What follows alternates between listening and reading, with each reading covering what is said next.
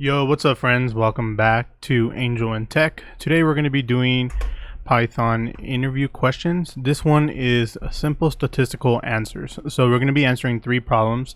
Compute the mean, median, and standard deviation for each dataset provided. Compute a new dataset by subtracting the mean from the original dataset. Then compute the standard deviation for that new dataset. And then problem 3, compute the mean and standard deviation for the new dataset formed by subtracting the original mean from each observation and then dividing by the original standard deviation. So these are the datasets given to us. The goal for this is not to use any libraries. We are using NumPy to create the random dataset, and then we're going to be using NumPy as well to use it in our assert, just to test out whether or not the way we found the median, mean, and standard deviation is correct. This is one of a data science interview question that I've encountered. Of course, this is not the actual problem or the actual data that was provided in that interview, but this is something similar. I just want to go over my thought process and how I solved it. Of course, there are many other ways to do it, but this is how I did it, and then we're going to answer the questions. But yeah, subscribe, like, comment. I'm going to link the previous episode in the description below. But yeah, let's get coding and have some fun.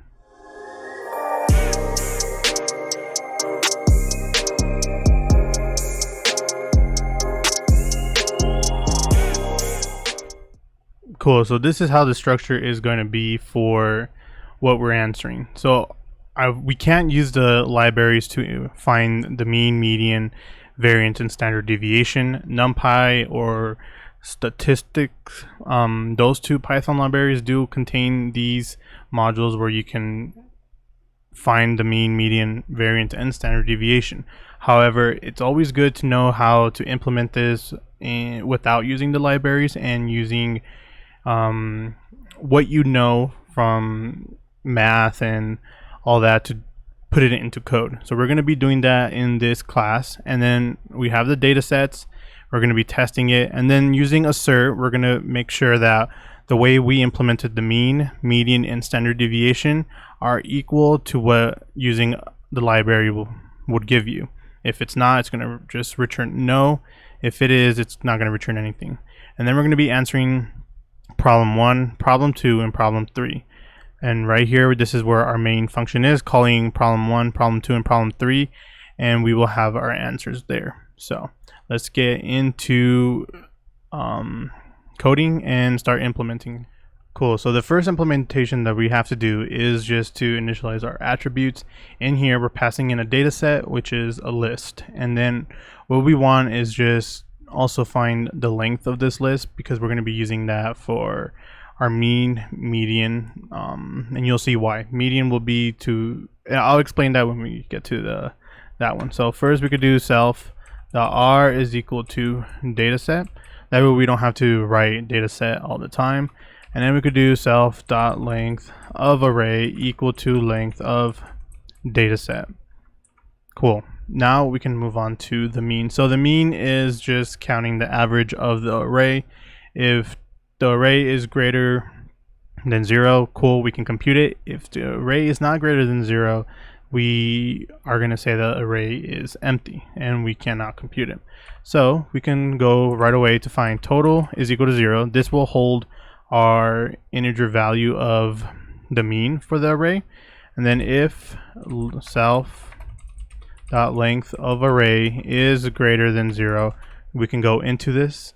So then we want to add everything in the array together. So for I in self.r, we want to do total plus equals I. So what this is saying is we're adding the total and we're going to adding the previous to with what's next. So if we have 0, it'll be 0 plus what's next is 1. And then we're going to do the following, and it's just going to be doing that. And then we could just do return total divided by self.length of array. So if we have a total of 15 and we divide it by 5, if there's 5 elements in the array, it should give you a mean of 3. Now if this conditional statement isn't true, we want to return, we can just return an f string saying array is empty. We can do self dot r and say is empty and just keep it like that. That way we know and we can see, oh, there's nothing there. Cool. Now for the median, we want to check if it is even, and then if it's not, we can just divide. We're going to do floor division, and then we're going to do regular division for both. So, but first we want to make sure if the array is not empty. If self dot length of array is greater than 0, we could go in here. Now we want to check if the length of the array is even. If self dot length of array, and we're going to be doing this by using the modulo 2 is equal to 0. This just tells us that there's no remainders, which also results in even. We're going to return the following: self dot r, and then we're going to do self dot length of array divided by 2. So this is floor division. We're going to get first half, and then we're going to add the rest, self dot array at self dot length of array, floor division again, minus 1. So we're going to decrease. We're going to get the first and last, and then we're going to divide all this by 2. Now else, oh, we don't even need it else. We could just do return self dot array self dot length of array, floor division 2. So if it's even, we go through this. If it's not even, we just get the middle element and return that value. And now we just do the same thing as above. Return f string array self dot r is empty. Cool. And then we can test these to make sure we're getting stuff. So we can run this. Cool. So we have 4.5, 4.5. I believe that should be correct. Right now we're just testing A. So we have 0 plus 1 is 2. 0 plus 1 is not 2. 0 plus 1 is 1, and then add 2, 3, 6, 10, 15, 21, 28, 36, 45, divided by 1, 2, 3, 4, 5, 6, 7, 8, 9, 10 is 4.5. So the median would be 0. So then we do 1, 2, 3, 4, 1, 2, 3, 4. 4 plus 5 is 9, and the middle would be 4.5. So yeah, that is correct. We can also check right here. It returns nothing. So this means it is true. And that one returns nothing as well.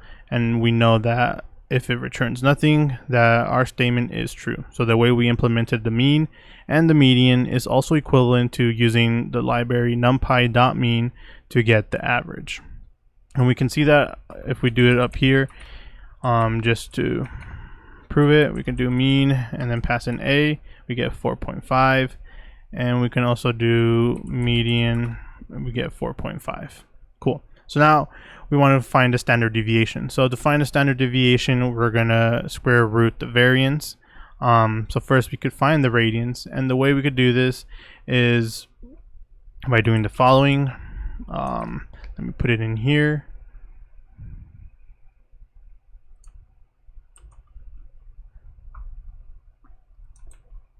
Like this. So what this is going to do, it's going to sum x minus self.mean and square that for all the values in self.array.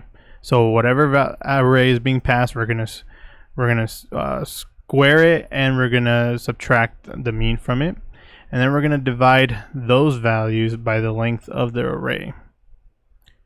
And then to find the standard deviation, all we gotta do is square root the variance.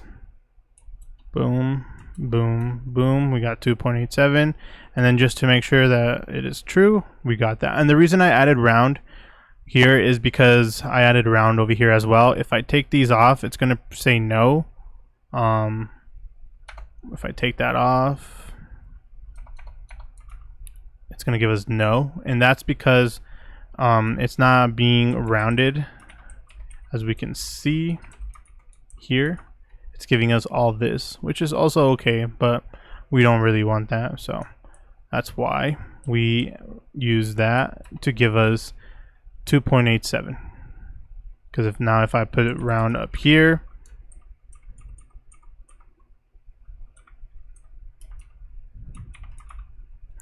ooh, I missed it. We get 2.87 as well. Cool. So that's how we implement this, our own type of library, to be able to answer the following questions. So the first question is compute the mean, median, and standard deviation for each data set. So this function is going to take in a list. So all we got to do is initialize our class. So we could do stat is equal to simple statistic, if I can type, and we're going to pass in the array. And then the way I was thinking is we return a list containing these values. So we can do stat dot mean, stat dot median, and stat dot std for standard deviation. Take that off, we run this, and now we can check down here. Cool. Yeah, so for data set A, we have 4.5, 4.5, 2.87, which is exactly what we got here when we were testing our functions. For data set B, we have 12.2, 12.5, 14.25, and for data set C, and of course this is randomized, so it's not always going to be the same, because if we run this again, it'll be different. Now if we run this one more time, the values change, but these ones will stay the same as they're set, but these ones will not. Okay, so now for problem 2, compute a new data set by subtracting the mean from the original data set, then compute the standard deviation for the new data set. So our goal right now is to create a new data set by subtracting the mean. So we can start with doing by initializing our class and passing in the array one more time, and then we can get, so now we have that, so now we can call our sub functions mean, median, and std. So what we want to do is create a new array like this, and the way we're going to do is do list comprehension. So we can do good way to do this would be to subtract the mean while iterating through every value in the array. So what we can do is we'll do val minus stat dot mean for val in array. So what this is saying is for every value in the array being passed in, we're going to subtract the mean and we're going to put that value in this array. So now all we have to do is return new array. Oh, okay, not return new array because we want the standard deviation. So now that we have the standard deviation, we want to pass in this new array into our class. So we want to say final or we could just do standard dev is equal to initialize the class one more time with our new array, and we pass in new array, and then we can do return standard dev.std, and that returns our integer value, and we can check that down here. Cool, we have 2.87, 14.25, and 53.29. Cool, that's how that works. And now our last problem is compute the mean and standard deviation of the new data set formed by subtracting the original mean from each observation and then dividing by the original standard deviation. So similar to what we did up here, we can grab this information because we're going to be doing the same thing to find the new data set, but now we're also going to be dividing those values in the new data set by the original standard deviation. So we can do final ds for or array, and then we go val again minus, and we'll do stat.std for the original, or for the new array. Actually, let me think. Yeah, no, this is right. We'll do, because it's the original from each observation and then dividing by the original.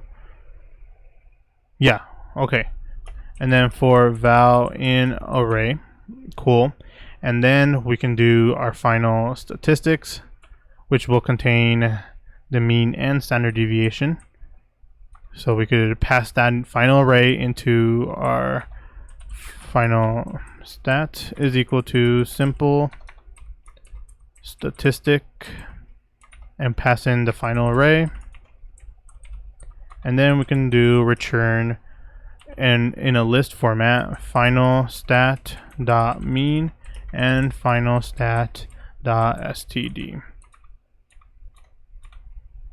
What do we have? Cool, we have 1.56, and of course we can use this to round our standard deviation of 1, and then mean, standard deviation, mean, standard deviation. And that's how we solve those 3 problems. Of course, there's different ways to solve this, different ways to go about it. This is how I solve these questions. And like I said, this isn't exactly word for word on what the interview was asking, but it's something similar and something good to think about of how you can implement your own version of these NumPy libraries or statistic libraries for you to understand how to find the mean, median. You can also add mode on here, but we have our variance and our standard deviation. But yeah, that's it for this video. I hope you learned something new. I hope you had fun watching. Comment, like, subscribe, and I will see you in the next one.